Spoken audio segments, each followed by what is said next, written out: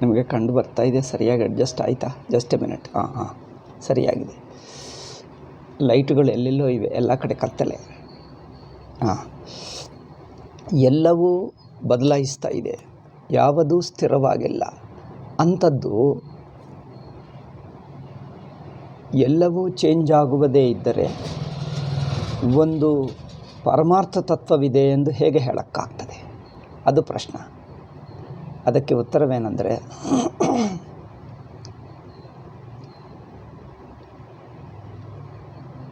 I think lighting ಸರಿಯಾಗಿದೆಯಾ? Okay.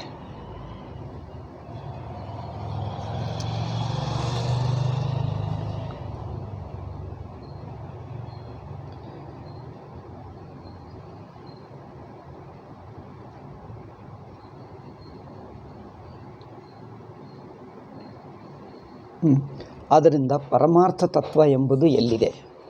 ಎಲ್ಲವೂ ಪ್ರವಾಹ ರೂಪ. ನೀರೆಂಬುದು ಎಲ್ಲಿದೆ? ಅವ್ರು ಪ್ರಶ್ನೆ ಮಾಡ್ತಾನೆ.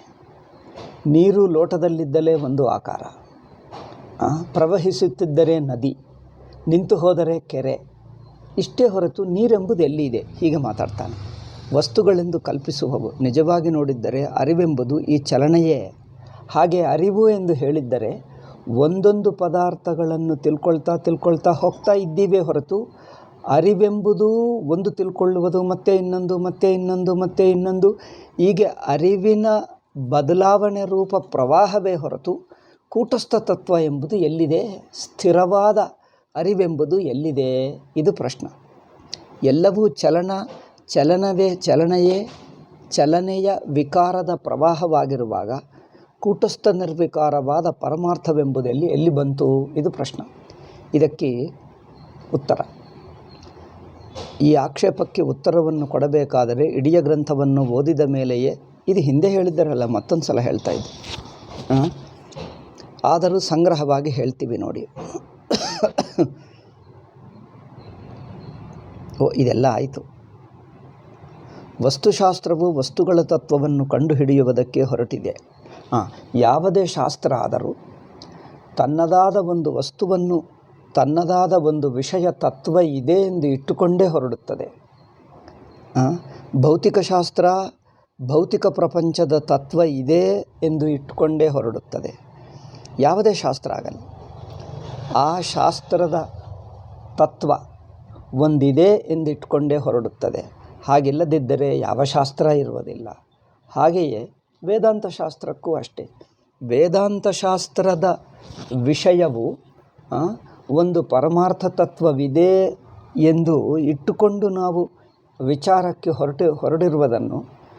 ಹೊರಡುವುದನ್ನು ಇಟ್ಕೊಂಡು ಆಕ್ಷೇಪ ಮಾಡ್ತಾ ಇದ್ದೀರಿ. ಸ್ವಾಮೀಜಿ ಹೇಳ್ತಾರೆ, ಒಂದು ವೇದಾಂತ ವಿಷಯವನ್ನೇ ಏಕೆ ಆಕ್ಷೇಪ? ಯಾವ ಸಬ್ಜೆಕ್ಟ್ ಆದರೂ ಯಾವ ವಿಷಯವಾದರೂ ಹೀಗೆ ಅಲ್ಲವೇ? ನೀವು ಇಲ್ಲಿಂದ ದಿಲ್ಲಿಗೆ ಹೋಗಬೇಕು. ದಿಲ್ಲಿ ಎಂಬ ನಗರ ಇದೆ ಎಂದು ನಿಮಗೆ ಹೇಗೆ ಗೊತ್ತು? ಇನ್ನೊಬ್ಬರು ಹೇಳ್ತಾರೆ, ಅವರು ಇನ್ನೊಬ್ಬರು ಹೇಳಿದ್ದೇ ಸತ್ಯ ಎನ್ನುವುದು ಹೇಗೆ ಪ್ರೂಫು? ನೀವು ಪ್ರತ್ಯಕ್ಷವಾಗಿ ನೋಡುವವರೆಗೂ ಡಿಗ್ರಿ ಎಂದು ದಿಲ್ಲಿ ಎಂಬ ನಗರವಿದೆ ಎನ್ನುವುದೇ ಗೊತ್ತಾಗಲ್ಲ. ಮರಿ ಪ್ರತ್ಯಕ್ಷವು ಯಾವಾಗ ಆಗ್ತದೆ? ನೋಡಿದ ನಂತರ ಆಗುತ್ತದೆ. ನೋಡುವಕ್ಕೆ ಮುಂಚೆ ವಿಶ್ವಾಸವೇ ಇದೇ ಎಂದು ಇಟ್ಕೊಂಡೇ ಹೊರಡುತ್ತೀವಿ. ಹಾಗೆ ನೋಡಿದ್ದರೆ ಯಾವುದೇ ಆದರೂ ಅಷ್ಟೇ, ಯಾವುದೇ ನೀವು ಡಾಕ್ಟ್ರ್ ಹತ್ತಿರ ಹೋಗ್ತೀರಿ. ಡಾಕ್ಟರಿಗೆ ಈ ರೋಗ ಇದೆ, ನನಗೆ ಹೀಗೆ ಕಾಯಿಲೆ ಇದೆ, ಔಷಧಿ ಕೊಡಿ ಎಂದು ಹೇಳ್ತೀರಿ. ಅವರು ಆಯಿತು ಔಷಧಿ ಕೊಡ್ತಾರೆ. ಕೊಟ್ಟರೆ ಈ ಔಷಧಿಯಿಂದ ವಾಸಿಯಾಗುತ್ತದೆ ಎಂದು ಹೇಗೆ ಗೊತ್ತು ಅಂದರೆ, ಎಷ್ಟೋ ಜನರಿಗೆ ಕೊಟ್ಟರು, ವಾಸಿ ಆಯಿತು, ನಿಮಗೂ ಆಗಬಹುದು. ಅವರಿಗಾದರೆ ಆಗಬಹುದು, ನನಗಾಗುತ್ತದೆ ಎಂದು ಗ್ಯಾರಂಟಿ ಏನು? ಹಾಕ್ಕೊಂಡು ನೋಡಿ ಗೊತ್ತಾಗ್ತದೆ ಎಂದು ಅಷ್ಟೇ ಹೇಳುವುದು, ಬೇರೆ ಏನು ಹೇಳುವುದು?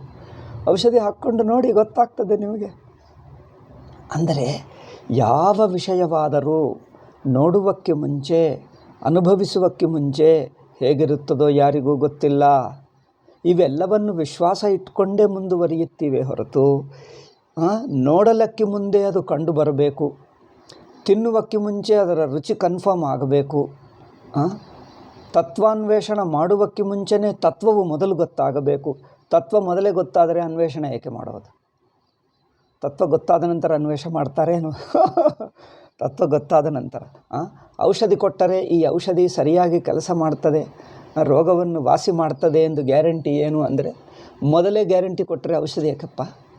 ಮೊದಲೇ ನಿಮಗೆ ರೋಗವನ್ನು ವಾಸಿ ಮಾಡಿ ತೋರಿಸಿದ್ದರೆ ಈಗ ಔಷಧಿ ಯಾಕೆ? ವಾಸಿ ಆಯ್ತಲ್ಲ. ಆದ್ದರಿಂದ ವಾಸಿಯಾಗುವಕ್ಕೆ ಮುಂಚೆ ವಿಶ್ವಾಸವಿಟ್ಟುಕೊಂಡೇ ಹೊರಡುತ್ತೀವಿ, ಯಾವ ಸಬ್ಜೆಕ್ಟ್ ಆದರೂ ಹಾಗೆ. ಆದ್ದರಿಂದ ಇದು ಜೀವನ ತತ್ವವೇ ಆಗಿರುವಾಗ ಒಂದು ವೇದಾಂತ ವಿಷಯದಲ್ಲೇ ಪ್ರತ್ಯೇಕವಾಗಿ ಆಕ್ಷೇಪ ಬೇಕೆ? ಅದು ಸ್ವಾಮೀಜಿ ಹೇಳುವುದು ನೋಡಿ.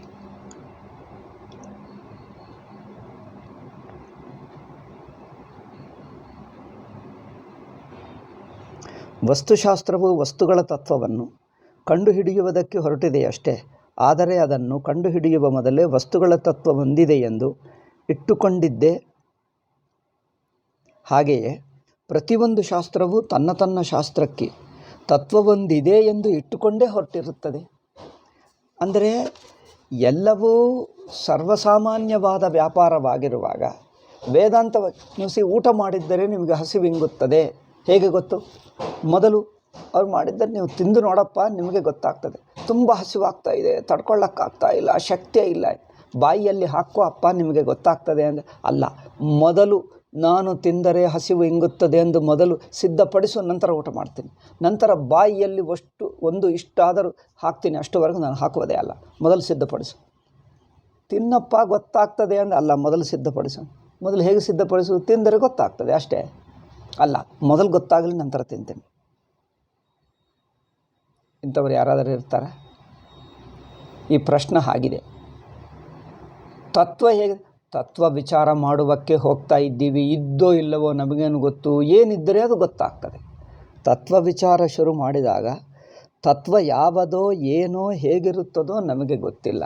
ಅದನ್ನು ತಿಳಿಯುವುದಕ್ಕೆ ನಾವು ಹೊರಟಿದ್ದೇವೆ. ವಿಚಾರ ಮಾಡೋಣ, ಅನ್ವೇಷಣೆ ಮಾಡೋಣ, ಹುಡುಕೋಣ. ಏನಿದ್ದರೆ ಅದು ಗೊತ್ತಾಗ್ತದೆ. ಇದ್ದೋ ಇಲ್ಲವೋ, ಹೇಗಿದೆಯೋ ಎಷ್ಟಿದೆಯೋ, ಎಷ್ಟಿದ್ದರೆ ಅಷ್ಟು ಗೊತ್ತಾಗ್ತದೆ. ಹೇಗಿದ್ದರೆ ಅದು ಗೊತ್ತಾಗ್ತದೆ. ಇದ್ದರೆ ಇದೆ ಎಂದು ಗೊತ್ತಾಗ್ತದೆ, ಇಲ್ಲ ಅಂದರೆ ಇಲ್ಲ ಎಂದು ಗೊತ್ತಾಗ್ತದೆ. ಅದು ಗೊತ್ತಾಗುವುದೇ ಅಲ್ಲವೇ? ಇದ್ದರೆ ಇದೆ ಎಂದು, ಇಲ್ಲದಿದ್ದರೆ ಇಲ್ಲ ಎಂದು ಗೊತ್ತಾಗ್ತದೆ. ಅದೇ ಹುಡ್ಕೋಣ, ಇನ್ನೇನು. ಆದ್ದರಿಂದ ಎಲ್ಲ ಜೀವನದ ವ್ಯವಹಾರ ಹೀಗೆ ನಡೆಯುತ್ತಿರುವಾಗ ವೇದಾಂತ ವಿಚಾರಕ್ಕೆ ಮೊದಲೇ ಗ್ಯಾರಂಟಿ ಕೇಳುವುದೇಕೆ? ಅದು ಸ್ವಾಮಿಗಳು ಅಂಥ ತತ್ವವಿಲ್ಲವೇ ಇಲ್ಲವೆಂದು ದೃಢವಾಗಿ ಗೊತ್ತಾಗುವವರೆಗೂ ವಿಚಾರ ಮಾಡಿಯೇ ತೀರುತ್ತದೆ. ಅಂದರೆ ಅಂಥ ತತ್ವವಿಲ್ಲ ಎಂದು ದೃಢವಾಗಿ ಗೊತ್ತಾಗುವವರೆಗೂ, ಖಂಡಿತವಾಗಿ ತತ್ವವಿಲ್ಲ ಎಂದು ನಿಶ್ಚಿತವಾಗಿ ಗೊತ್ತಾಗುವವರೆಗೂ ಅನ್ವೇಷಣೆ ಮಾಡುತ್ತಲೇ ಇರಬೇಕು. ಎಲ್ಲ ಶಾಸ್ತ್ರವು ತತ್ವವನ್ನು ಇದೆ ಎಂದು ಇಟ್ಟುಕೊಂಡು ಹೊರಟರೆ ಆ ತತ್ವಗಳ ತತ್ವವಾದ ಪರಮಾರ್ಥ ಒಂದಿದೆಯೇ ಎಂದು ವಿಚಾರ ಮಾಡುವುದಕ್ಕೆ ಹೊರಟಿರುವ ಪರಮಾರ್ಥ ಶಾಸ್ತ್ರವು ಹಾಗೆಯೇ ಏತಕ್ಕೆ ತನ್ನ ವಿಷಯವು ಇದೆ ಎಂದು ಇಟ್ಟುಕೊಳ್ಳಬಾರದು? ಎಲ್ಲ ದೇಶಗಳ ಅದೇ ಪ್ರಶ್ನೆ, ನಾನು ಹೇಳಿದ್ದೆ ಅದೇ ಉತ್ತರ. ಎಲ್ಲ ದೇಶಗಳ ಎಲ್ಲ ಕಾಲದ ತತ್ವವಿಚಾರಕರು ಪ್ರಪಂಚದ ಆಧಾರ ತತ್ವವೊಂದಿದೆ ಎಂದು ಇಟ್ಟುಕೊಂಡೇ ಹೊರಟಿರುತ್ತಾರೆ. ಅದೇ ರಿಪೀಟ್ ಮಾಡ್ತಾ ಇದ್ದಾರೆ. ಅವರ ಪ್ರಯತ್ನವು ಸಫಲವಾಗಿರಲಿ ಆಗದೇ ಹೋಗಿರಲಿ. ತತ್ವಾನ್ವೇಷಣ ಪ್ರಯತ್ನ ಕೆಲವು ವಿಫಲವಾಗಬಹುದು, ಅಥವಾ ಸಿಕ್ಕುವ ತತ್ವ ಏನಿದ್ದರೆ ಅದು ಗೊತ್ತಾಗ್ತದೆ. ಹೀಗೆ ತತ್ವವೊಂದಿರಬೇಕೆಂಬುದಕ್ಕೆ ಹೇಗೆ ಸಾರ್ವತ್ರಿಕವಾಗಿ ಮನುಷ್ಯರಲ್ಲಿರುವ ನಂಬಿಕೆಯೇ ಒಂದು ಆಧಾರವಾಗಿದೆ ಎಂದು ಹೇಳಬಹುದಾಗಿರುತ್ತದೆ. ಇದು ಅಲ್ಲದೆ ತತ್ವಶಾಸ್ತ್ರಜ್ಞರು ಇದುವರೆಗೆ ಏನನ್ನೂ ಕಂಡೇ ಹಿಡಿದಿಲ್ಲವೆಂದಾಗಲಿ, ಅವರೊಳಗೆ ಯಾವುದೊಂದಷ್ಟು ಸಮ್ಮತಿಯೂ ಆಗಿಯೇ ಇಲ್ಲವೆಂದಾಗಲಿ ಹೇಳುವ ಹಾಗೂ ಇಲ್ಲ. ತತ್ವವಿಚಾರದ ಇತಿಹಾಸವನ್ನು ನೋಡಿದರೆ ಈವರೆಗೆ ಎಷ್ಟೋ ವಿಷಯಗಳು ಬಹುಜನ ಸಮ್ಮತವಾಗಿ ಸಿದ್ಧವಾಗಿರುತ್ತದೆ ಎಂದು ಹೇಳಬಹುದು. ಇದು ನಾವು ಎಷ್ಟು ಹುಡುಕುತ್ತೀವೋ ಅಷ್ಟು ಮಾತ್ರ ಗೊತ್ತಾಗ್ತದೆ. ಹಾಗೆಯೇ ಇದು. ಈಗ ಮೂರನೇ ಅಂಶ ಇಷ್ಟೇಕೆ? ಈಗ ಪರಮಾರ್ಥವೊಂದಿಲ್ಲವೆಂದು ಹೇಳುವುದಕ್ಕೆ ಹೊರಟಿರುವ ಪೂರ್ವ ಪಕ್ಷಿಯು ಕೂಡ ಸಿದ್ಧಾಂತಿಗೆ ತನ್ನ ಅಭಿಪ್ರಾಯವನ್ನು ಒಪ್ಪಿಸುವುದು ಸಾಧ್ಯವೆಂದೇ ಬಗೆದು ಹೊರಟಿರುತ್ತಾನೆ ಅಲ್ಲವೇ? ಇದೊಂದು ಸ್ವಲ್ಪ ತರ್ಕ. ಸ್ವಾಮೀಜಿಯಿಂದ ಮೂರನೆಯ ವಿಷಯವನ್ನು ಹೇಳ್ತಾ ಇದ್ದಾರೆ. ಇದು ಸುಮ್ಮನೆ ತರ್ಕ. ಏನು ತರ್ಕ ಅದು? ಪೂರ್ವಪಕ್ಷಿ ಸಿದ್ಧಾಂತಿಯನ್ನು ಆಕ್ಷೇಪ ಮಾಡುವುದಕ್ಕೆ ಹೊರಟಿದ. ಅವರು ಆಕ್ಷೇಪ ಮಾಡುವಕ್ಕೆ ಹೊರಟಿದ್ದರೆ ಆ ಆಕ್ಷೇಪವನ್ನಾದರೂ ನಾನು ಸಿದ್ಧಾಂತಕ್ಕೆ ಒಪ್ಪಿಸ್ತೀನಿ ಎಂದು ಇಟ್ಕೊಂಡೇ ಹೊರಟಿದ್ದನಲ್ಲ. ಆ ಒಪ್ಪುವುದೇ ಇಲ್ಲದಿದ್ದರೆ ನೀವು ಹೊರಟುವುದು ಹೇಗೆ? ನಾವು ಏನೋ ಒಂದು ವಿಷಯ ಹೇಳ್ತೀನಿ, ಹೇಳಿದ್ದರೆ ನಿಮಗೆ ನಾನು ಅರ್ಥ ಮಾಡಿಸ್ತೀನಿ ಎಂದು ಇಟ್ಟುಕೊಂಡೇ ಹೊರಡ್ತೀನಿ. ಅಸಲು ಅವರ ಅರ್ಥವಾಗ್ತದೋ ಅಲ್ಲವೋ, ಅರ್ಥ ಮಾಡಿಸೋಕ್ಕಾಗುತ್ತದೋ ಅಲ್ಲವೋ ಎಂದು ಹಾಗಿದ್ದರೆ ನಾನು ಹೇಗೆ ಹೇಳುವುದು, ಹೇಳೋಕ್ಕೆ ಆಗಲ್ಲ. ನಾನು ಯಾವುದೂ ಹೇಳಲ್ಲ, ಹೇಳುವುದಕ್ಕೆ ಆಗಲ್ಲ. ನಾನು ಒಪ್ಪಿಸ್ತೀನಿ, ಒಪ್ಪಿಸತಕ್ಕದ್ದಿದೆ, ತಿಳಿಯತಕ್ಕದ್ದು ಇದೆ ಎಂದು ಇಟ್ಕೊಂಡೇ ಅಲ್ಲವೇ ಮುಂದುವರಿಯುವುದು. ಅಂದರೆ ಯಾವುದೇ ಮಾಡುವಾಗ ಆ ಮಾಡುವುದ ಫಲ ಒಂದಿದೆ ಎಂದು ಇಟ್ಕೊಂಡೇ ಹೊರಡ್ತೀವಿ. ಸಾಕು, ಐ ಥಿಂಕ್ ಅನಾವಶ್ಯಕ ತರ್ಕ ಆಗ್ತಾಯಿದೆ, ಮುಂದುವರಿಯೋಣ. ಹಾಗಾದರೆ ಪೂರ್ವಪಕ್ಷ ಸಿದ್ಧಾಂತಿಗಳಿಬ್ಬರಿಗೂ ಸರ್ವಸಮ್ಮತವಾದ ವಿಚಾರ ಕ್ರಮ ಬಂದಿದೆ ಎಂದು, ಆ ಕ್ರಮವು ಸುವ್ಯವಸ್ಥಿತವಾಗಿ ಇಬ್ಬರಿಗೂ ಸಮಾನವಾಗಿಯೂ ಇರುವುದರಿಂದ ಇದನ್ನು ತರ್ಕದಿಂದ ಸಾಧಿಸಿ ತೋರಿಸಬಹುದೆಂದು ಪೂರ್ವಪಕ್ಷಿಯೇ ಇಟ್ಟುಕೊಂಡಂತೆ ಆಗಲಿಲ್ಲವೇ? ಅಂದರೆ ಪೂರ್ವಪಕ್ಷಿ ಮಾತಾಡುವಾಗ ಕೆಲವು ಅಸಂಪ್ಷನ್ಸ್ ಇಟ್ಟುಕೊಂಡೇ ಹೊರಟಿದ್ದಾನೆ. ಅದು ನ್ಯಾಚುರಲ್. ಅದಿಲ್ಲದಿದ್ದರೆ ಯಾವ ವಿಚಾರ ನಡೆಯಲ್ಲ. ಅಂತೂ ಈ ಇಡೀ ಜಗತ್ತಿಗೆ ಯಾವುದೇ ಒಂದು ಪರಮಾರ್ಥವಿರಬೇಕೆಂದು ಯಾವುದೋ ಒಂದು ಪರಮಾರ್ಥವಿರಬೇಕೆಂದು ಇಟ್ಟುಕೊಳ್ಳುವುದು ಅಂಥ ಧಾರ್ಷ್ಟ್ಯವೇನೂ ಅಲ್ಲವೆಂದು ಸಿದ್ಧವಾಯಿತು. ಓಕೆ, ಇದು ಮುಗಿಯಿತು. ಈಗ ಮುಂದಿಂದು ಹೋಗೋಣ. ಅವಸ್ಥೆಗಳು 35ನೇದು ಶುರು ಮಾಡಿದ್ದೀವ? ನನಗೆ ನೆನಪಿಲ್ಲ. 35ನೇದು ಅವಸ್ಥೆಗಳು ವಿಕಾರಾತ್ಮಕವಲ್ಲ, ನಿಜವಾದ ಅರ್ಥದಲ್ಲಿಯೇ ಅವಸ್ಥೆಗಳು. ಈಗ ಆದರೆ ಕೂಟಸ್ಥವೂ ನಿರ್ವಿಕಾರವೂ ಆದ ಪರಮಾರ್ಥ ಒಂದಿದೆಯೇ? ಅದೇ ವಿಷಯ ಅದೇ. ಅದರ ಕುರಿತು ಇನ್ನೊಂದು ಅಂಶ ಹೇಳ್ತಾ ಇದ್ದೀವಿ. ಆದರೆ ಕೂಟಸ್ಥವೂ ನಿರ್ವಿಕಾರವೂ ಆದ ಪರಮಾರ್ಥ ಒಂದಿದೆಯೇ ಎಂಬ ಪ್ರಶ್ನೆಗೆ ಮೇಲಿನ ಉತ್ತರವು ಸಾಲದು. ಆದ್ದರಿಂದ ನಮಗೆ ಕಾಣುತ್ತಿರುವುದೆಲ್ಲವೂ ಚಲನಾತ್ಮಕವಾಗಿಯೇ ಇರುವುದರೆಂದು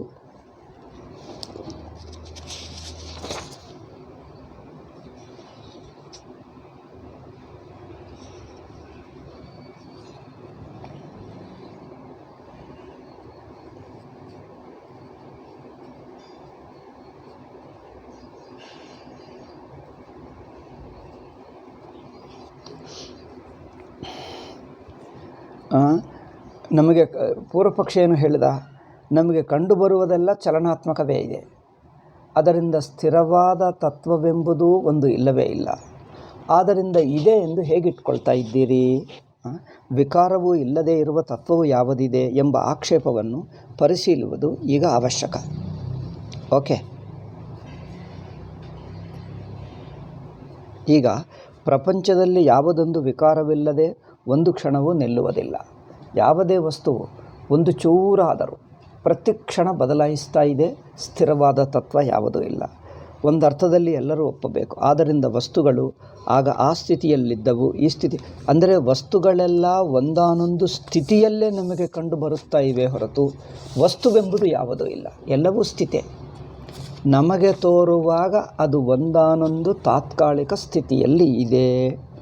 ತಾತ್ಕಾಲಿಕವಾಗಿ ಪ್ರವಾಹ ಅದು ಇನ್ನು ಮುಂದುವರಿಯುತ್ತಾ ನಾವು ನೋಡಿದಾಗ ಒಂದಾನೊಂದು ಸ್ಥಿತಿಯಲ್ಲಿ ನೋಡಿದ್ದೇವೆ ಅಷ್ಟೇ ಹೊರತು ಒಂದು ವಸ್ತುವು ಸ್ಥಿರವಾದದ್ದು ಅಂತೂ ಯಾವುದೂ ಇಲ್ಲ ಎಂದು ಪೂರ್ವಪಕ್ಷಿ ಬಿಡಿಸಿ ಮನಸ್ಸಿನಲ್ಲಿ ಕಲ್ಪಿಸಿಕೊಂಡೆವು.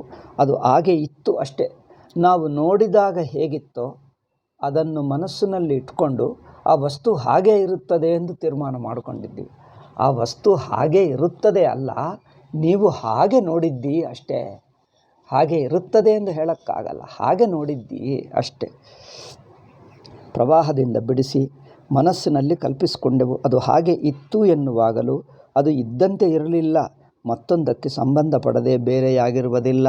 ಹೊಳೆಯ ಈ ಕಡೆಯ ನೀರು ಆ ಕಡೆಯ ನೀರಿಗಿಂತ ವೇಗವಾಗಿ ಹರಿಯುತ್ತದೆ ಎಂದು ಹೇಳುವಾಗಲೂ ಎಲ್ಲ ನೀರು ಹೇಗೆ ಒಂದೇ ಪ್ರವಾಹವಾಗಿರುವುದೋ, ಪ್ರವಾಹಕ್ಕಿಂತ ಬೇರೆಯಾದ ನೀರೆಂಬುದು ಹೇಗೆ ಇರುವುದೇ ಇಲ್ಲವೋ, ಎಲ್ಲವೂ ಪ್ರವಾಹ ಬದಲಾಯಿಸ್ತಾ ಇರುವುದು. ಹಾಗೆಯೇ ಎಲ್ಲವೂ ಒಂದೇ ಚಲನ ಪ್ರವಾಹವಾಗಿ ಬಿಟ್ಟಿರುತ್ತದೆ ಪ್ರಪಂಚವೆಲ್ಲ. ಪೂರ್ವಪಕ್ಷ ಹೇಳ್ತಾ ಇದ್ದು ಸಂಗೀತದ ರಾಗಾಲಾಪದಲ್ಲಿ ಬೇರೆ ಬೇರೆಯ ಸ್ವರಗಳೆಂಬ ಭಾಗಗಳನ್ನು ಕಲ್ಪಿಸುವಂತೆ ರಾಗದಲ್ಲಿ ಬೇರೆ ಬೇರೆ ಸ್ವರಗಳೆಂದು ಕಲ್ಪಿಸಿಕೊಂಡರು. ನಿಜವಾಗಿ ಎಲ್ಲವೂ ಒಂದೇ. ಅದರಲ್ಲಿ ಆ ಭಾಗಗಳು ನಿಜವಾಗಿ ಇರುವವೆನ್ನುವುದಕ್ಕೆ ಪ್ರಮಾಣವಿಲ್ಲ ಎಂದು ವಾದಿಸುವವರಿಗೆ ನಾವು ಬದಲು ಹೇಳುವುದಕ್ಕೆ ಆಗುವುದಿಲ್ಲ.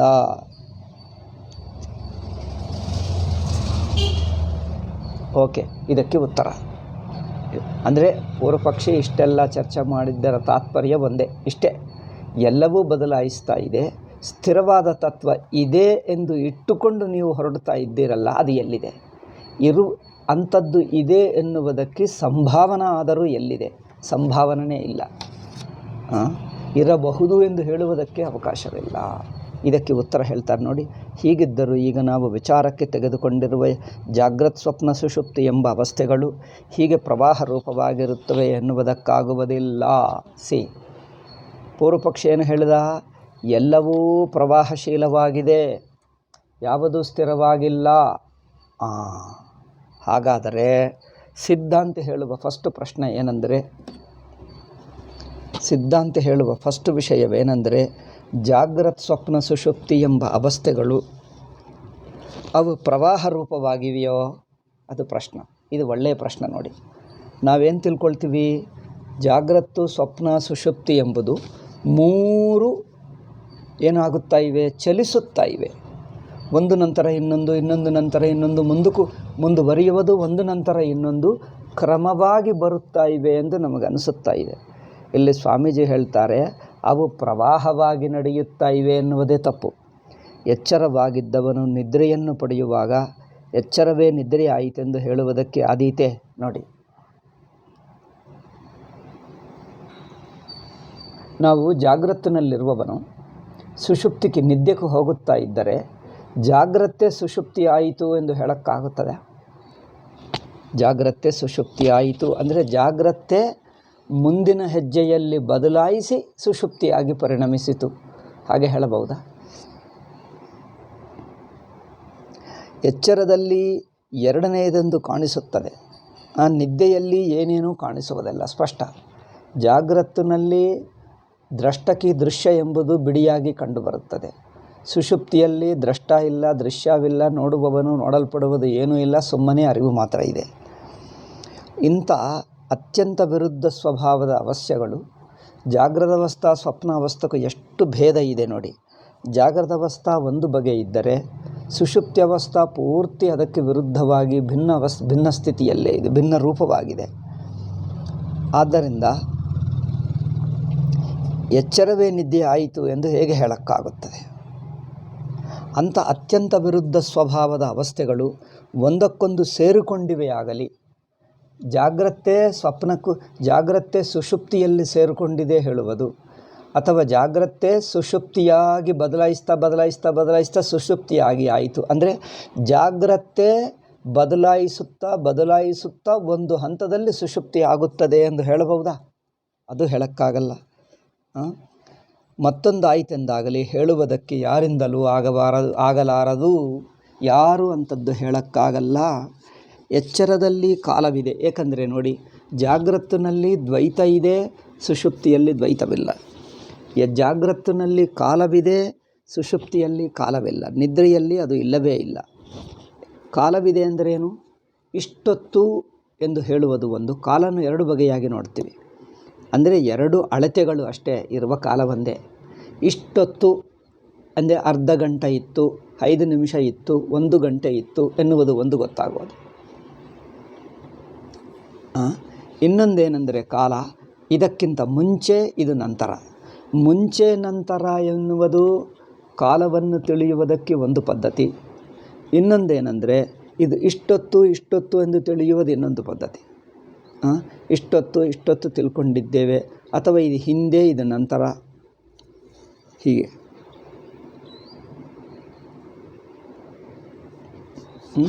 ಆದರೆ ಸುಷುಪ್ತಿಯಲ್ಲಿ ಹಿಂದೆ ನಂತರ ಎಂದು ಅನುಭವ ಇದೆಯಾ? ಆ ತರಹ ಕಾಲ ಇಲ್ಲ. ಓಕೆ, ಇಷ್ಟೊತ್ತು ನಾನು ಮಲ್ಕೊಂಡಿದ್ದೇನೆ ಎಂದು ಆ ಕಾಲದ ಅವಧಿ ಅಂದರೆ ಪೀರಿಯಡ್, ಒಂದಾನೊಂದು ಕಾಲದ ಅವಧಿ ಇತ್ತ ಸುಷುಪ್ತಿಯಲ್ಲಿ? ಇಷ್ಟೊತ್ತು ಇಲ್ಲ. ಎಷ್ಟೊತ್ತು ಎನ್ನುವುದೇ ಹೇಳೋಕ್ಕಾಗಲ್ಲ. 5 ನಿಮಿಷ, 1 ನಿಮಿಷ, 10 ನಿಮಿಷ ಇತ್ತ, ಅರ್ಧ ಗಂಟೆ ಇತ್ತ, ಗಂಟೆ ಇತ್ತ, ಎಷ್ಟೊತ್ತು ಮಲ್ಕೊಂಡಿದ್ದೇವೆ ಏನಿಲ್ಲ. ಆ ಪರಿಮಾಣ, ಕಾಲದ ಪರಿಮಾಣ ಇಲ್ಲ, ಕಾಲದ ಸಂಬಂಧ ಇಲ್ಲ. ಹಿಂದೆ ಮುಂದೆ ಎನ್ನುವುದು ಕಾಲ ಸಂಬಂಧ. ಇದು ಮುಂಚೆ, ಇದು ನಂತರ, ಇದು ಕಾಲ ಸಂಬಂಧ. ಇಷ್ಟೊತ್ತು ಎನ್ನುವುದು ಕಾಲದ ಪರಿಮಾಣ. ಕಾಲವನ್ನು ಎರಡು ಬಗೆಯಾಗಿ ನಾವು ನೋಡ್ತೀವಿ. ಒಂದು ಕಾಲವನ್ನು ಪರಿಮಾಣ ಎಂದು ನೋಡ್ತೀವಿ, ಪರಿಮಾಣ ಅಂದರೆ ಒಂದು ಅಳತೆ, ಇಷ್ಟೊತ್ತು ಮೆಷ. ಕಾಲದ ಪರಿಮಾಣ ಅಥವಾ ಕಾಲದ ಸಂಬಂಧ ರೂಪವಾಗಲಿ, ಪರಿಮಾಣ ಒಂದು ಮೆಜರ್ಮೆಂಟ್ ರೂಪವಾಗಲಿ ಕಾಲವನ್ನು ತಿಳ್ಕೊಳ್ತೀವಿ. ಸುಷುಪ್ತಿಯಲ್ಲಿ ಯಾವ ಬಗೆಯಾದ ಕಾಲ ಅನುಭವವಿದೆ? ಪರಿಮಾಣ ಇದೆಯಾ? ಇಷ್ಟೊತ್ತು ಇಲ್ಲ. ಅಥವಾ ಇದಕ್ಕಿಂತ ಮುಂಚೆ ಇದು ನಂತರ ಎಂದು ಸಂಬಂಧ ಇದೆಯಾ? ಕಾಲ ಸಂಬಂಧ ಇಲ್ಲ, ಕಾಲ ಪರಿಮಾಣವಿಲ್ಲ. ಜಾಗೃತ್ತಿನಲ್ಲಿ ಕಾಲ ಸಂಬಂಧ ಇದೆ, ಕಾಲ ಪರಿಮಾಣ ಇದೆ. ಸುಷುಪ್ತಿಯಲ್ಲಿ ಕಾಲ ಸಂಬಂಧ ಇಲ್ಲ, ಕಾಲ ಪರಿಮಾಣ ಇಲ್ಲ. ಜಾಗೃತಿಗೆ ಸುಷುಪ್ತಿ ಎಂಬುದು ಪೂರ್ತಿ ಅಪೋಸಿಟ್, ಪೂರ್ತಿ ವಿರುದ್ಧ.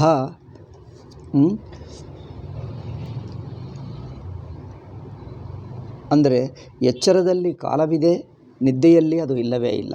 ಸುಮ್ಮನೆ ಓದ್ತಾ ಇದ್ದೀನಿ. ಹೀಗಿರುವಾಗ ಎಚ್ಚರವು ಮುಂದಕ್ಕೆ ಹರಿಯುತ್ತಾ ಕೊನೆಯಲ್ಲಿ ನಿದ್ದೆಯಾಗಿ ಪರಿಣಮಿಸಿಬಿಟ್ಟಿದೆ. ಒಂದು ಬೀಜ ಇರುತ್ತದೆ, ಅದೇ ಮೊಳಕೆ ಆಗುತ್ತದೆ.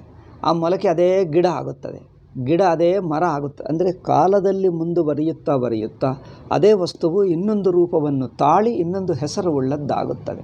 ಅದೇ ಮರ ಆಗುತ್ತದೆ, ಮರದಲ್ಲಿ ಎಲೆಗಳಾಗುತ್ತವೆ, ಎಲೆಗಳೇ ಕಾಯಿಗಳಾಗುತ್ತವೆ, ಕಾಯಿಗಳು ಹಣ್ಣುಗಳಾಗುತ್ತವೆ.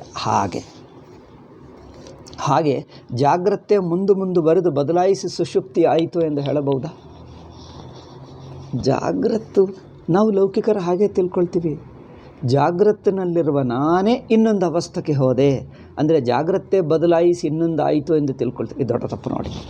ಇದು ಸ್ವಾಮೀಜಿ ಅವಸ್ಥೆಗಳ ಕುರಿತು ಒಂದು ಒಳ್ಳೆಯ ಮಾತು ಹೇಳಿದ್ದಾರೆ.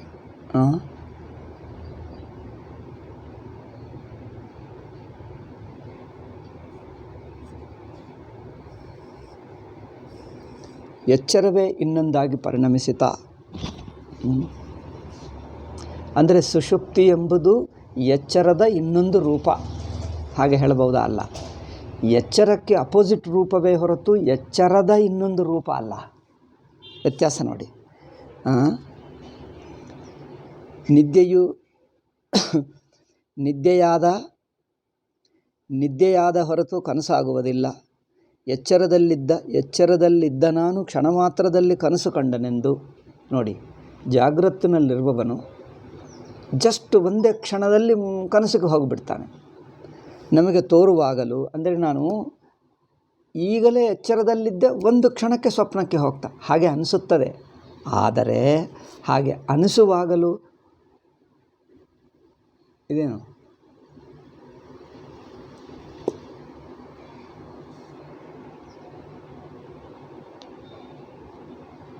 ಇದೇನಪ್ಪ ಸಡನ್ಲಿ ಏನೋ ಆಗಿಬಿಟ್ಟಿತ್ತು ಫೋನ್.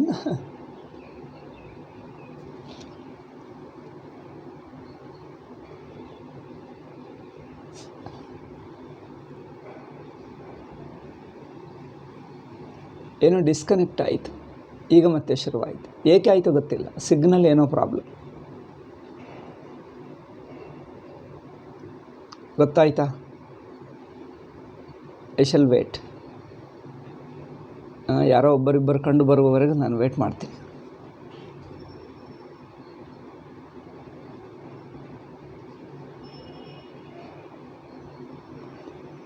ಓಕೆ,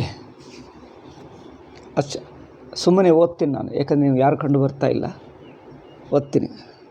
ನಿದ್ದೆಯಾದ ಹೊರತು ಕನಸಾಗುವುದಿಲ್ಲ. ಎಚ್ಚರದಲ್ಲಿದ್ದ ನಾನು ಕ್ಷಣ ಮಾತ್ರವಾದಲ್ಲಿ ಕನಸು ಕಂಡನೆಂದು ನಮಗೆ ತೋರುವಾಗಲೂ ನಡುವೆ ನಿದ್ದೆ ಎಂಬ ಎಚ್ಚರಕ್ಕೆ ಅತ್ಯಂತ ವಿಚ್ಛೇದ ಉಂಟಾದ ಮೇಲೆಯೇ ಕನಸು ಕಾಣಿಸಿಕೊಳ್ಳುವುದೆಂಬ ನಮಗೆಲ್ಲರಿಗೂ ತೋರುತ್ತದೆ. ಇದು ಅಲ್ಲದೆ ಕನಸು ಆಗಿ ಎಚ್ಚರವಾಗುವಾಗ ನಡುವೆ ಒಂದಿಷ್ಟು ಸಂದನ್ನು ಕೂಡ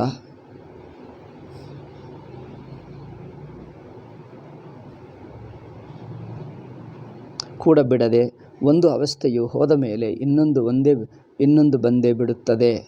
ಆದ್ದರಿಂದ ಎಚ್ಚರ, ಕನಸು, ನಿದ್ದೆ ಎಂಬ 3 ನಿಜವಾದ ಅವಸ್ಥೆಗಳೆಂದು ಒಪ್ಪಬೇಕು.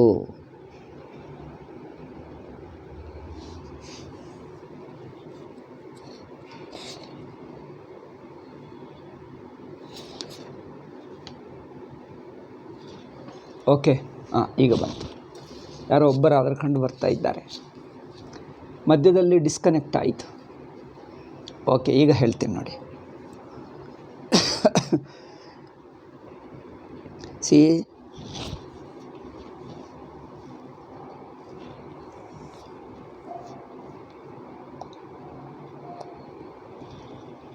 ಜಾಗ್ರತ್ತು, ಸ್ವಪ್ನ, ಸುಷುಪ್ತಿ ಎಂಬಿವು ಒಂದು ಪ್ರವಾಹ ರೂಪಗಳಲ್ಲ. ಅಂದರೆ ಒಂದು ಜಾಗ್ರತ್ತು ಹಿಂದಿನ ಅವಸ್ಥೆ, ಅದೇ ಬದಲಾಯಿಸಿ ಕನಸಾಗಿದೆ, ಅಥವಾ ಅದೇ ಬದಲಾಯಿಸಿ ಸುಷುಪ್ತಿ ಆಗಿದೆ, ಅಥವಾ ಅದೇ ಸುಷುಪ್ತಿ ಬದಲಾಯಿಸಿ ಜಾಗೃತ್ತಾಗಿದೆ. ಹೀಗೆ ಈ ಮೂರು ಅವಸ್ಥೆಗಳು ಒಂದು ಇನ್ನೊಂದಿನ ಅವಸ್ಥೆ ಎಂದು ಹೇಳೋಕ್ಕಾಗಲ್ಲ. ಇದು ಅದಾಯಿತು, ಅದು ಇದಾಯಿತು ಹೀಗೆ ಹೇಳೋಕ್ಕಾಗಲ್ಲ.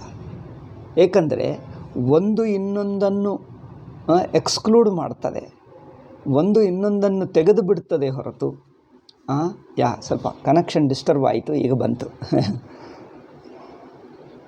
ಒಂದು ಜಾಗ್ರತ್ತು ಸುಷುಪ್ತಿ ಆಯಿತು ಎಂದು, ಜಾಗ್ರತೆ ಬದಲಾಯಿಸ್ತಾ ಸುಷುಪ್ತಿ ಆಗಿಬಿಟ್ಟಿತು, ಸುಷುಪ್ತಿ ಬದಲಾಯಿಸ್ತಾ ಕನಸಾಯಿತು ಹೀಗೆ ಹೇಳೋಕ್ಕಾಗಲ್ಲ. ಅಂದರೆ ಒಂದು ಅವಸ್ಥೆಯ ಮಾಡಿಫೈಡ್ ಫಾರ್ಮ್ ಇನ್ನೊಂದು ಅವಸ್ಥೆ ಅಲ್ಲ. ಒಂದು ಅವಸ್ಥೆಯ ಮಾಡಿಫೈಡ್ ಫಾರ್ಮ್ ಇನ್ನೊಂದು ಅವಸ್ಥೆ ಅಲ್ಲ. ಏಕೆ? ಆ ಅವಸ್ಥವನ್ನು ಅಳಿಸಿಬಿಟ್ಟೇ ಇನ್ನೊಂದು ಅವಸ್ಥೆ ಇರುತ್ತದೆ. ಆ ಅವಸ್ಥೆಗೆ ಈ ಅವಸ್ಥೆಗೆ ಕನೆಕ್ಷನ್ ಇಲ್ಲ, ಆದ್ದರಿಂದ ಪ್ರವಾಹವಿಲ್ಲ. ಪೂರ್ವಪಕ್ಷ ಏನು ಹೇಳಿದ? ಎಲ್ಲವೂ ಚೇಂಜಿಂಗ್, ಎಲ್ಲವೂ ಬದಲಾಯಿಸ್ತಾ ಇದೆ, ಎಲ್ಲವೂ ಪ್ರವಾಹ ರೂಪವಾಗಿದೆ. ಇಲ್ಲಿ ಅದೇ ದೊಡ್ಡ ತಪ್ಪು. ಜಾಗ್ರದ ಅವಸ್ಥೆ ಪ್ರವಹಿಸಿ ಹಾರಿ ಸುಷುಪ್ತಿ ಆಗಲಿಲ್ಲ, ಸುಷುಪ್ತಿ ಹಾರಿ ಕನಸು ಆಗಲಿಲ್ಲ. ಅಂದರೆ ಒಂದು ಅವಸ್ಥೆ ಹಾರುತ್ತಾ ಇನ್ನೊಂದಾಗಿದೆ ಎನ್ನುವುದು ತಪ್ಪಾಗ್ತದೆ. ಏಕೆ? ಜಾಗ್ರತ್ತು ಬಿಟ್ಟೇ ಹೋಗುತ್ತದೆ ಸುಷುಪ್ತಿ ಬರುವಾಗ. ಜಾಗ್ರತೆ ಬದಲಾಯಿಸಿತು ಎಂದು ಹೇಳೋಕ್ಕಾಗಲ್ಲ. ಸುಷುಪ್ತಿಗೆ ಜಾಗೃತಿಲ್ಲ ಅಷ್ಟೇ, ಮತ್ತು ಕನಸು ಬಂದರೆ ಸುಷುಪ್ತಿಲ್ಲ. ಅಂದರೆ ಒಂದು ಅವಸ್ಥೆ ಇರುವಾಗ ಮಿಕ್ಕ ಎರಡಿಲ್ಲ. ಜಾಗ್ರತೆ ಇರುವಾಗ ಸ್ವಪ್ನ ಸುಷುಪ್ತಿಗಳಿಲ್ಲ, ಸ್ವಪ್ನ ಇರುವಾಗ ಸುಷುಪ್ತಿ ಜಾಗೃತಗಳಿಲ್ಲ, ಸುಷುಪ್ತಿ ಇರುವಾಗ ಜಾಗೃತ ಸ್ವಪ್ನಗಳಿಲ್ಲ. ಹಾಗೆಯೇ ಒಂದು ಅವಸ್ಥೆ ಇರುವಾಗ ಮಿಕ್ಕ ಎರಡು ಎಲ್ಲಿಯೂ ಇಲ್ಲ. ಅದರಿಂದ ಇನ್ನೊಂದು ಅವಸ್ಥೆ ಪರಿಣಮಿಸಿ ಬದಲಾಯಿಸಿ ಇದಾಗಿದೆ ಎಂದು ಹೇಳೋಕ್ಕಾಗಲ್ಲ, ಅದು ತಪ್ಪಾಗುತ್ತದೆ. ಜನರು ಹಾಗೆ ತಿಳ್ಕೊಂಡರೂ ನಿಜ, ಆದರೆ ಜನರ ತಿಳುವಳಿಕೆ ಸತ್ಯಕ್ಕೆ ವಿರುದ್ಧವಾಗಿದೆ, ಅದು ತಪ್ಪು. ನಿದ್ದೆಯಾದ ಹೊರತು ಕನಸಾಗುವುದಿಲ್ಲ. ಎಚ್ಚರದಲ್ಲಿದ್ದ ನಾನು ಕ್ಷಣ ಮಾತ್ರದಲ್ಲಿ ಕನಸು ಕಂಡನೆಂದು ನಮಗೆ ತೋರುವಾಗಲೂ ನಡುವೆ ನಿದ್ರೆ ಬಂದು ಎಚ್ಚರಕ್ಕೆ ಅತ್ಯಂತ ವಿಚ್ಛೇದ ಉಂಟಾದ ಮೇಲೆಯೇ ಕನಸು ಕಾಣಿಸಿಕೊಳ್ಳುವುದೆಂದು ನಮಗೆಲ್ಲರಿಗೂ ತೋರುತ್ತದೆ. ಅಂದರೆ ಒಂದು ಅವಸ್ಥೆಯನ್ನು ಬ್ರೇಕ್ ಮಾಡಿಬಿಟ್ಟೆ, ಒಂದು ಅವಸ್ಥೆಯನ್ನು ಅಳಿಸಿಬಿಟ್ಟೆ ಇನ್ನೊಂದು ಅವಸ್ಥೆ ಬರುತ್ತದೆ ಹೊರತು ಆ ಅವಸ್ಥೆ ಇದಾಗಿ ಪರಿಣಮಿಸುವುದಲ್ಲ. ಇದೂ ಅಲ್ಲದೆ ಕನಸು ಆಗಿ ಎಚ್ಚರವಾಗುವಾಗ ನೋಡಿ, ಕನಸಾಗಿ ನಂತರ ಎಚ್ಚರವಾದಾಗ ನಡುವೆ ಒಂದಷ್ಟು ಸಂದನ್ನು ಕೂಡ ಬಿಡದೆ, ಸ್ವಪ್ನದಿಂದ ಜಾಗೃತಕ್ಕೂ ಬರುವಾಗ ಮಧ್ಯದಲ್ಲಿ ಗ್ಯಾಪ್ ಇರಲ್ಲ. ನೀವು ನೋಡಿದ್ದೀರಾ? ಸ್ವಪ್ನ ಹೋಯಿತು ಇನ್ನೂ ಎಚ್ಚರ ಬಂದಿಲ್ಲ, ಅಂಥದ್ದು ಗ್ಯಾಪ್ ಇಲ್ಲ. ಸಂದನ್ನು ಕೂಡ ಬಿಡದೆ ಒಂದು ಅವಸ್ಥೆಯು ಹೋದ ಮೇಲೆ ಇನ್ನೊಂದು ಬಂದು ಬಿಡುತ್ತದೆ. ಕನಸು ಹೋದ ನಂತರ ಕನಸು ಹೋಗುವುದು, ಜಾಗೃತ ಬರುವುದು, ಈ ಎರಡು ಬಿಡಿಯಾಗಿವೆ. ಕನಸು ಹೋಗ್ತದೆ, ಜಾಗೃತ ಬರುತ್ತದೆ. ಕನಸೇ ಬದಲಾಯಿಸುತ್ತಾ ಜಾಗೃತ ಆಗ್ತಾ ಇಲ್ಲ. ಅಂದರೆ ಈ ಎರಡಕ್ಕೆ ಕನೆಕ್ಷನ್ ಇಲ್ಲ.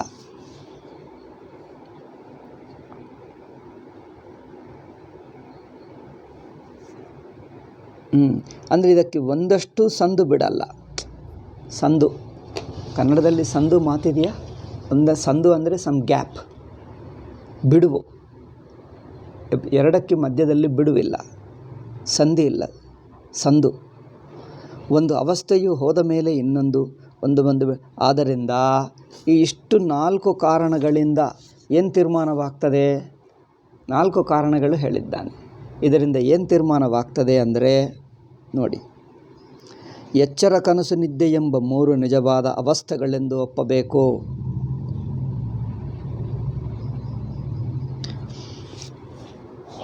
ಅಂದರೆ ಒಂದವಸ್ಥೆ ಇನ್ನೊಂದಾಗಿ ಪರಿಣಮಿಸುತ್ತಾ ಇಲ್ಲ, 3 ಆತ್ಮದ ಅವಸ್ಥೆಗಳೇ ಹೊರತು ಅವಸ್ಥೆಗೆ ಸಂಬಂಧವಿಲ್ಲ. ಇದು ಒಳ್ಳೆಯ ಪಾಯಿಂಟ್. 3 ನಿಜವಾದ ಅವಸ್ಥೆಗಳೆಂದು ಒಪ್ಪಬೇಕು. 3 ನಿಜವಾದ ಅವಸ್ಥೆಗಳು ಅಂದರೆ ಒಂದು ಇನ್ನೊಂದಾಗಿ ಪರಿಣಮಿಸಿರುವ ಅವಸ್ಥೆ ಅಲ್ಲ. ನಿಜವಾದ ಅಂದರೆ ತಾನು ಸ್ವತಂತ್ರವಾಗಿರುವುದು.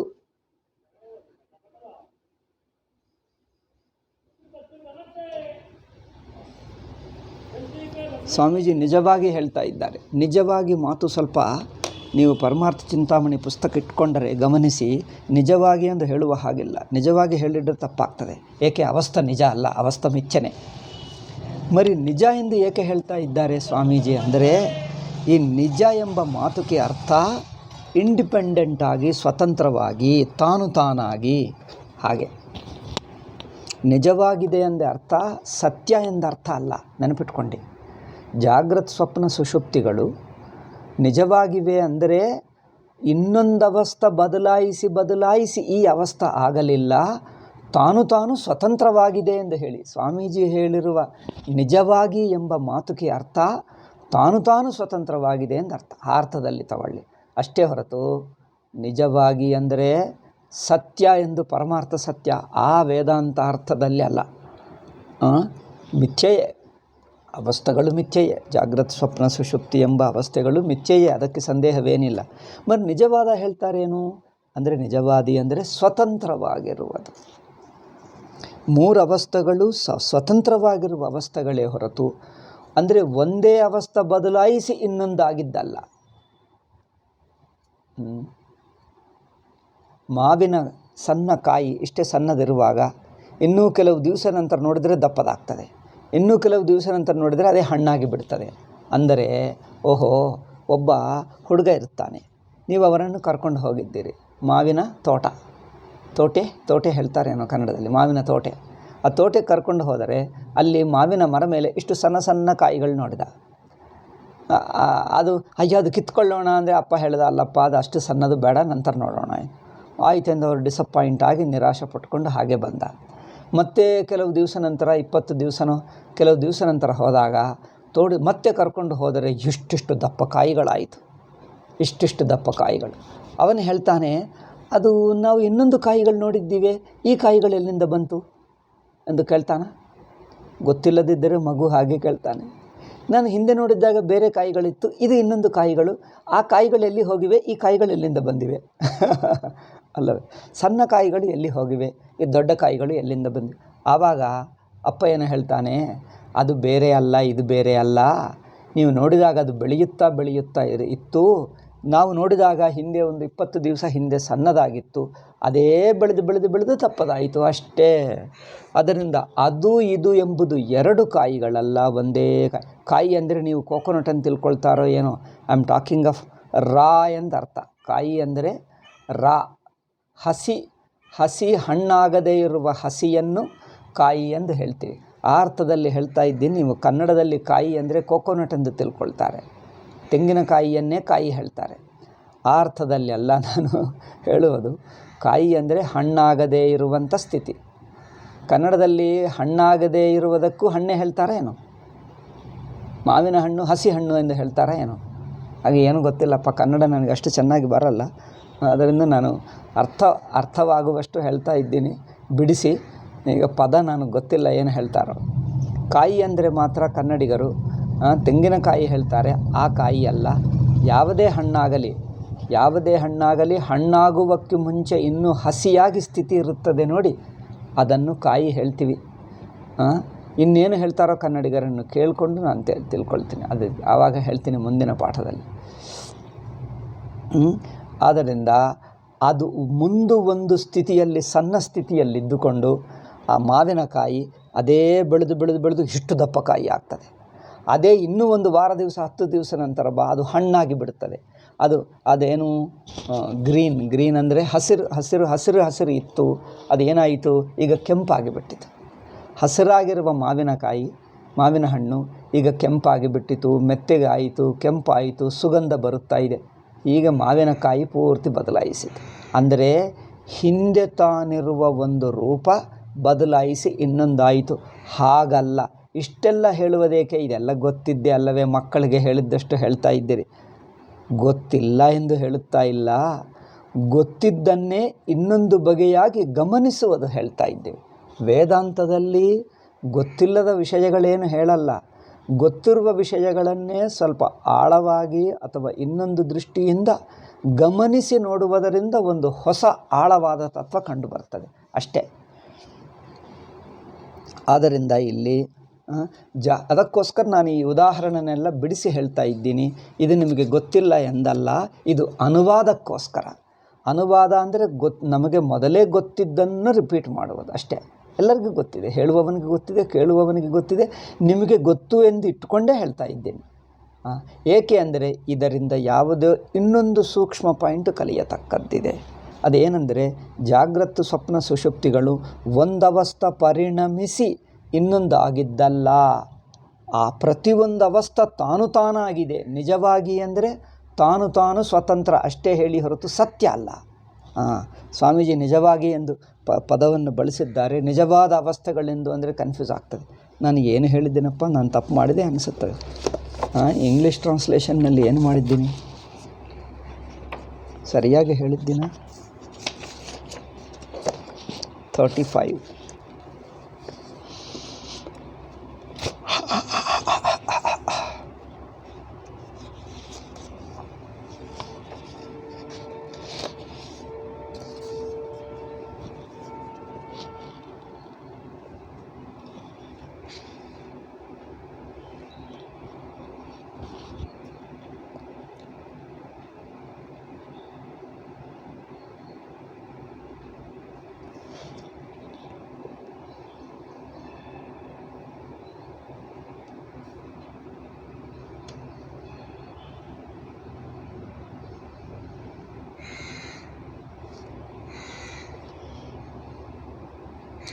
ನಾನು ತಪ್ಪು ಮಾಡಿದೆ ಟ್ರಾನ್ಸ್ಲೇಷನ್ನಲ್ಲಿ. ನಿಜ ಅಂದರೆ ನಾನು ರಿಯಲ್ ಎಂದೇ ಹೇಳಿಬಿಟ್ಟೆ, ಅದು ತಪ್ಪಾಯಿತು. ನಿಜವಾದ ಅಂದರೆ ನಿಜವಾಗಿ ಅಲ್ಲ, ತಾನು ಸ್ವತಂತ್ರವಾಗಿದೆ ಅಷ್ಟೇ, ಮಿಥ್ಯೆಯೇ. ಬಟ್ ತಾನು ಸ್ವತಂತ್ರವಾಗಿದೆ, ಇನ್ನೊಂದೇ ಪರಿಣಮಿಸಿ ಇದು ಆಗಿದ್ದಲ್ಲ ಅಷ್ಟೇ. ತಾನು ಇಂಡಿಪೆಂಡೆಂಟ್ ಆಗಿದೆ.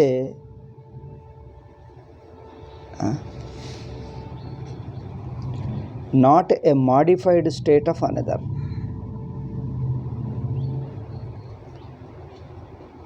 Modified form. One state is not a modified form of another state. Each state exists on its own. ಅಷ್ಟೇ. ಓನ್ ಸ್ಟೇಟ್ ಅಂದರೆ ಸ್ವತಂತ್ರವಾದ ಸ್ಟೇಟ್, ತಾನಾಗಿರುವ ಸ್ಟೇಟೇ ಹೊರತು ಇನ್ನೊಂದಿನಿಂದ ಬದಲಾಯಿಸಿಕೊಂಡು ಆಗಿದ್ದಲ್ಲ. ಈ ನಿಜವಾದ ಪದವನ್ನು ಆ ಅರ್ಥದಲ್ಲೇ ತಗೊಂಡು, ನಿಜ ಅಂದರೆ ಸತ್ಯ ಅಂದರೆ ಆ ಅರ್ಥದಲ್ಲಲ್ಲ. ಓಕೆ, ಅವಸ್ಥೆಗಳೆಂದು ಒಪ್ಪಬೇಕು. ಅವುಗಳು ದೃಶ್ಯಗಳು. ಇನ್ನೊಂದು ಅವಸ್ಥೆಗಳೆಲ್ಲ ಅರಿವಿನಲ್ಲಿ ತೋರಿಕೆಗಳು, ಒಂದಕ್ಕೊಂದು ಸ್ವಲ್ಪವೂ ಸಂಬಂಧವಿಲ್ಲದೆ. ಇದು ಒಳ್ಳೆಯ ಪಾಯಿಂಟ್. ಒಂದು ದೃಶ್ಯ, ಎರಡನೇದು ಒಂದಕ್ಕೊಂದು ಸಂಬಂಧವಿಲ್ಲದ ಸ್ವತಂತ್ರವಾಗಿರುವವೆಂದು ಬೇಕು. ಅದೇ ಈಗ ನೋಡಿ, ನಿಜವಾದ ಎಂದು ಹೇಳಿದ್ದರೆ ಈಗ ಹೇಳಿದ್ದಾರೆ ಸ್ವತಂತ್ರ. ಈ ಅರ್ಥ ಚೆನ್ನಾಗಿದೆ. ಸ್ವತಂತ್ರವಾಗಿರುವವೆಂದೊಪ್ಪಬೇಕು ಅಂದರೆ ಒಂದವಸ್ಥೆ ಬದಲಾಯಿಸಿ ಇನ್ನೊಂದಾಗಲಿಲ್ಲ. ಈ ಅವಸ್ಥೆ ಆ ಅವಸ್ಥೆ ಪ್ರತಿಯೊಂದು ತನಗೆ ತಾನು ಸ್ವತಂತ್ರ, ಇಂಡಿಪೆಂಡೆಂಟ್ ಆನ್ ಇಟ್ಸ್ ಓನ್.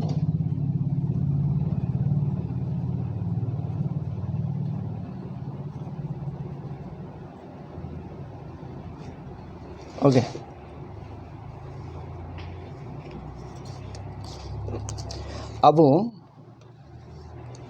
ಅವು ಮೂರು ಯಾವುದೋ ಒಂದು ಕಾಲಪ್ರವಾಹಕ್ಕೆ ಸೇರಿರುವ ಕಾಲ್ಪನಿಕ ಭಾಗಗಳಲ್ಲವೆಂದು ಒಪ್ಪಬೇಕಾದೆ. ನಾನು ಹೇಳಿದ್ದೇನೆ, ಮತ್ತೊಂದು ಸಲ ಸ್ವಾಮೀಜಿ ಹೇಳ್ತಾರೆ. ಅಂದರೆ they are not a tentative state. ಬದಲಾಯಿಸ್ತಾ ಒಂದು ತಾತ್ಕಾಲಿಕ ಸ್ಥಿತಿಯನ್ನು ಹೊಂದಿರುವ ಸ್ಥಿತಿಗಳಲ್ಲ.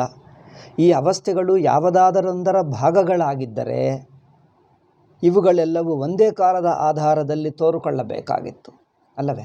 ಯಾವುದೇ ಒಂದು ವಸ್ತುವಿನ ಆಧಾರದಿಂದ, ಅಂದರೆ ಪ್ರಮಾತೃವಿಗೆ ಜೀವನಿಗೆ ತೋರುವ ಅವಸ್ಥೆಗಳೆಂದರೆ ಅದೇ ಜೀವ ಮೂರು ಅವಸ್ಥೆಗಳನ್ನು ನೋಡಿರಬೇಕು. ಅದೇ ಜೀವ ಮೂರು ಅವಸ್ಥೆಗಳನ್ನು ನೋಡಲ್ಲ. ಜಾಗೃತ ಪ್ರಮಾತೃವೇ ಜೀವ ಅಂದರೆ ಪ್ರಮಾತೃ. ಜಾಗೃತ ಪ್ರಮಾತೃವೇ ಸ್ವಪ್ನ ಪ್ರಮಾತೃವಲ್ಲ. ಸ್ವಪ್ನ ಪ್ರಮಾತೃವೇ ಸುಷುಪ್ತಿಯಲ್ಲಿಲ್ಲ. ಅಂದರೆ ಅವನೇ ಮೂರು ಅವಸ್ಥೆಗಳಿಗೆ ಒಳಗಾಗ್ತಾ ಇಲ್ಲ. ಮೂರು ಸಾಕ್ಷಿಯಲ್ಲಿ ಸೇರಿಕೊಳ್ತಾ ಇವೆ, ಅದು ಒಪ್ಕೊಳ್ತೀವಿ. ಈ ಅವಸ್ಥೆಗಳು ಯಾವುದಾದರೊಂದರ ಭಾಗಗಳಾಗಿದ್ದರೆ ಇವುಗಳೆಲ್ಲವೂ ಒಂದೇ ಕಾಲದ ಆಧಾರದಲ್ಲಿ, ಇವೆಲ್ಲವೂ ಒಂದೇ ಕಾಲದ ಪ್ರವಾಹದಲ್ಲಿ ನಡೆಯುತ್ತಾ ಇವೆ ಎಂದು ಹೇಳುತ್ತಿದ್ದೀವಿ. ಆದರೆ ಹಾಗಾಗ್ತಾ ಇಲ್ಲ. ಏಕೆಂದರೆ ಜಾಗೃತ ಅವಸ್ಥೆಗೆ ಸೇರಿದ್ದು ಜಾಗೃತ ಕಾಲ ಬೇರೆ ಇದೆ, ಸ್ವಪ್ನ ಅವಸ್ಥೆಗೂ ಸೇರಿರುವ ಸ್ವಪ್ನ ಕಾಲ ಬೇರೆ ಇದೆ, ಸುಷುಪ್ತಿಗೆ ಯಾವ ಕಾಲ ಇಲ್ಲ. ಅದರಿಂದ ಒಂದಾದ ನಂತರ ಇನ್ನೊಂದು ಎಂದು ಕ್ರಮವನ್ನು ಇಡಕ್ಕಾಗಲ್ಲ. ಎಚ್ಚರದಲ್ಲಿರುವ ಕಾಲವು ನಿದ್ರೆಯಲ್ಲಿ ಮಾಯವಾಗಿ ಬಿಡುತ್ತದೆ. ಇದು ನೋಡಿ, ಎಚ್ಚರದಲ್ಲಿರುವ ಕಾಲವು ನಿದ್ದೆಯಲ್ಲಿ ಸುಷುಪ್ತಿಯಲ್ಲಿ ಮಾಯವಾಗಿ ಬಿಡುತ್ತದೆ. ಮಾಯ ಅಂದರೆ ಇಲ್ಲದೇ ಆಗುತ್ತದೆ. ಮಾಯವಾಗು ಅಂದರೆ ಅದೃಶ್ಯವಾಗು ಮಾಯವಾಗಿ ಬಿಡುತ್ತದೆ. ಹಾಗೆ ಕನಸಿನಲ್ಲಿ ಈಗ ಕನಸಿನಲ್ಲಿ ಜಾಗೃತ್ತಿನ ಕಾಲವೇ ಸ್ವಪ್ನದಲ್ಲಿ ಮುಂದುವರಿಯುತ್ತದಾ? ಅಲ್ಲ. ಅದು ಅಲ್ಲಿಯೂ ಜಾಗೃತ್ತಿನ ಕಾಲ ಬಿಟ್ಟು ಅಲ್ಲಿ ಇನ್ನೊಂದು ತನ್ನದಾದ ವಿಶೇಷ ಕಾಲವನ್ನು ಇಟ್ಕೊಳ್ತದೆ. ಹೀಗೆ ಮತ್ತೊಂದು ಅತ್ಯಂತ ವಿಲಕ್ಷಣವಾದ ತೋರಿಕೆಯ ಕಾಲವು ಇದ್ದುಕೊಂಡಿರುತ್ತದೆ. ತೋರಿಕೆಯ ಕಾಲ, ಅಪ್ಯಾರೆಂಟ್ ಕಾಲ, ಸೂತ್ರಭಾಷ್ಯದಲ್ಲಿ ಹೇಳಿದ್ದಾರೆ 3 to 3. ಆದ್ದರಿಂದ ಏನು ತೀರ್ಮಾನ? ಈಗ ಕೊನೆಗೂ ಇಷ್ಟೊತ್ತು ಚರ್ಚೆಯ ತೀರ್ಮಾನ ನೋಡಿ. ನಾವು ಯಾವುದೊಂದು ಸಮಾನ ಕಾಲವೂ ಇಲ್ಲದ ಇವುಗಳನ್ನು ಒಂದೇ ಪ್ರವಾಹವೆಂದು ಎಣಿಸುವುದು ಅನುಭವ ವಿರುದ್ಧವಾಗುತ್ತದೆ. ಇದು ಮುಖ್ಯ. ಒಂದೇ ಕಾಲ ಪ್ರವಾಹಕ್ಕೆ ಸೇರದೆ ಇರುವ 3 ಅವಸ್ಥೆಗಳು, 3 ಅವಸ್ಥೆಗಳು ಒನ್ ಸೀಕ್ವೆನ್ಸ್ನಲ್ಲಿ ಒನ್ ಕ್ರಮದಲ್ಲಿ ಬರುತ್ತಾ ಇಲ್ಲ. ಅದಕ್ಕಿದಕ್ಕೆ ಕನೆಕ್ಷನ್ ಮಾಡೋಕ್ಕಾಗಲ್ಲ. ಒಂದು ಅವಸ್ಥೆಗೆ ಇನ್ನೊಂದು ಅವಸ್ಥೆಗೆ ಕನೆಕ್ಷನ್ ಮಾಡೋಕ್ಕಾಗಲ್ಲ. ಅಂದರೆ ಕನೆಕ್ಷನ್ ಹೇಗೆ? ಕಾಲದ ಪ್ರವಾಹ ಹಾಗೆ ಒಂದು ಮುಂಚೆ, ಒಂದು ನಂತರ, ಒಂದು ಹಿಂದಿಂದು, ಒಂದು ನಂತರದ್ದು ಎಂದು ಆ ಹಿಂದೆ ಮುಂದೆ ಎಂಬ ಕನೆಕ್ಷನ್ ಒಂದು ಪ್ರವಾಹ ಹೇಳೋಕ್ಕಾಗಲ್ಲ. ಏಕೆ? ಅದಿರುವಾಗ ಮಿಕ್ಕದಿಲ್ಲ, ಅದು ಬಿಟ್ಟು ಹೋದರೆ ಇನ್ನೊಂದಿರುತ್ತದೆ. ಆದ್ದರಿಂದ ಪ್ರವಾಹ ಕಂಟಿನ್ಯೂಟಿ ಇಲ್ಲ. ಇದು ಗುಡ್ ಪಾಯಿಂಟ್. ಒಂದೇ ಪ್ರವಾಹವೆಂದು ಎಣಿಸುವುದು ಅನುಭವ ವಿರುದ್ಧವಾಗಿರುತ್ತದೆ. ಅಂತೂ ನಿಜವಾದ ಅವಸ್ಥೆಗಳು ಉಂಟು. ಆದರೆ ನಿಜವಾದ ಅಂದರೆ ಸ್ವತಂತ್ರವಾಗಿ. ಆದ್ದರಿಂದ ವಿಕಾರವಿಲ್ಲದ ಪರಮಾರ್ಥವು ಇರಬಹುದೆಂಬ ಅಂಗೀಕಾರಕ್ಕೆ ಯಾವ ವಿರೋಧವಾಗಲಿಲ್ಲ. ಅಂದರೆ ಜಾಗೃತ ಅವಸ್ಥೆಗಳೇ ಪ್ರವಾಹ ರೂಪಗಳಾಗದೆ ತಾವು ಸ್ವತಂತ್ರಗಳು ಹೇಗಿವೆಯೋ ಹಾಗೆ ಪರಮಾತ್ಮ ತತ್ವವೊಂದು ಇನ್ನೊಂದಿನ ವಸ್ತುವು ಬದಲಾಯಿಸಿ ಬಂದಿದ್ದು ಪರಮಾತ್ಮ ಅಲ್ಲ. ಪರಮಾತ್ಮ ಯಾವುದೇ ಒಂದು ವಸ್ತುವು ಬದಲಾಯಿಸಿದಿರುವಾಗ ಆಗಿರುವವನಲ್ಲ. ಪರಮಾತ್ಮ ಹಿಂದೆ ಇನ್ನೊಂದು ವಸ್ತುವಿತ್ತೆಂದು ಅದೇ ಬದಲಾಯಿಸ್ತಾ ಈಗ ಪರಮಾತ್ಮ ಆಯಿತೆಂದು ಹಾಗೆ ಹೇಳುವುದಲ್ಲ. ಅದು ಹೊಂದಲ್ಲ. ಸ್ವತಂತ್ರವಾಗೇ ಇರುತ್ತಾನೆ. ಜಾಗೃತ ಸ್ವತಂತ್ರ, ಸ್ವಪ್ನವು ಸ್ವತಂತ್ರ, ಸುಷುಪ್ತಿ ಸ್ವತಂತ್ರ. ಅವು ತನಗೆ ತಾನೇ ಸ್ವತಂತ್ರವಾಗಿರುತ್ತವೆ. ಅಂತೂ ನಿಜವಾದ ಅವಸ್ಥೆಗಳು ಉಂಟು.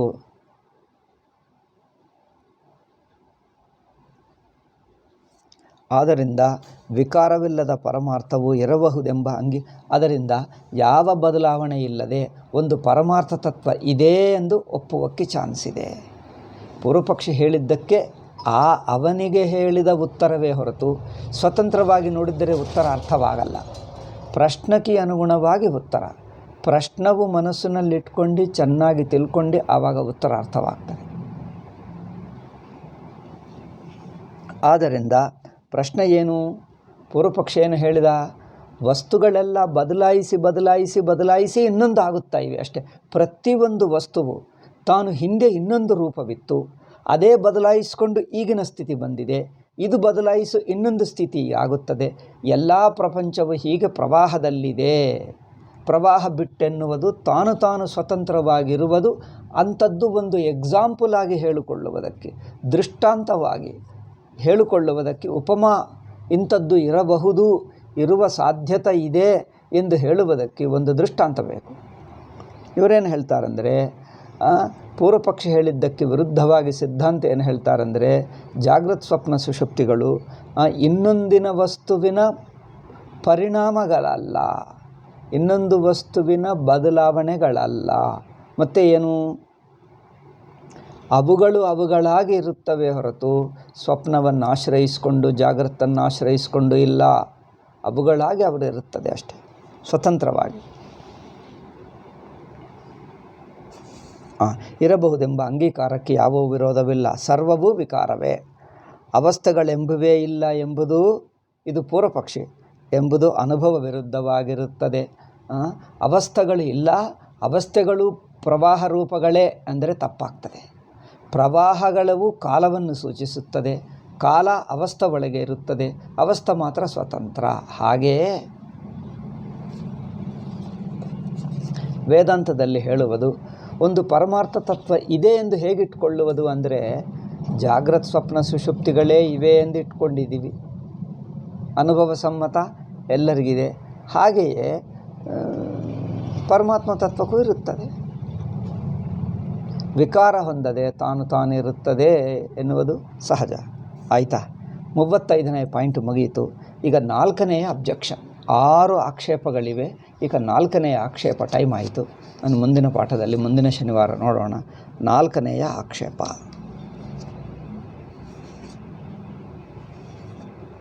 4ನೆಯ ಆಕ್ಷೇಪವೇನು ಸ್ವಲ್ಪ ಹೇಳುವುದಾ? ತತ್ವವನ್ನು ಕಂಡುಹಿಡಿಯುವುದಕ್ಕಾಗುತ್ತದೇನೋ ಪ್ರಶ್ನೆ. ಮೊದಲು ತತ್ವವೆಂಬುದು ಇದೋ ಅಲ್ಲವೋ ಎಂದು ಹಿಂದಿನ ಪ್ರಶ್ನೆ 3ನೇದು. ಈಗ 4ನೇದು ತತ್ವವೆಂಬುದು ಇರಬಹುದು, ಆಯಿತು ಒಪ್ಕೊಳ್ಳೋಣ, ಇದ್ದರೆ ಇರಬಹುದು, ಆದರೆ ನಮ್ಮಿಂದ ತಿಳಿಯಕ್ಕಾಗುತ್ತದ? ತತ್ವ ಅಂದರೆ ನಾವೇನು ಕೇಳ್ತೀವಿ, ಜನರು ಹೇಳ್ತಾರೆ ಅವಾಂಗ್ ಮನಸ್ಸ ಗೋಚರಂ, ವಾಕ್ಕುಕಿ ಮನಸ್ಸು ಕತೀತವಾಗಿದೆ. ಮನಸ್ಸು ಕತೀತವಾದರೆ ನಾವು ಪ್ರಯತ್ನ ಮಾಡೋದು ಏಕೆ? ನಮಗೆ ಅರ್ಥವೇ ಆಗಲ್ಲ. ಏಕೆ ಅಂಥದ್ದಿಲ್ಲವೇ ಇಲ್ಲ. ಮನಸ್ಸು ಕತೀತ ಅಂದರೆ ಹೇಗೆ ಗೊತ್ತಾಗೋದು? ಆದ್ದರಿಂದ ಪರಮಾತ್ಮ ತತ್ವವನ್ನು ತಿಳ್ಕೊಳ್ಳುವುದು ಹೇಗೆ? ಮೊದಲು ಇದೆ ಎನ್ನುವುದು ಹೇಗೆ ಹೇಳಿಬಿಟ್ಟಿದ್ದೀವಿ ಉತ್ತರ. ಈಗ ಅದನ್ನು ತಿಳ್ಕೊಳ್ಳುವುದು ಹೇಗೆ ಎನ್ನುವುದಕ್ಕೆ ಉತ್ತರ ಹೇಳಬೇಕು ಮುಂದಿನ ಪಾಠ. ಓಂ ಶಾಂತಿ ಶಾಂತಿ ಶಾಂತಿ. ಹರಿ ಓಂ ಶ್ರೀ ಗುರುಭ್ಯೋ ನಮಃ. ಹರಿ ಓಂ ತತ್ಸತ್.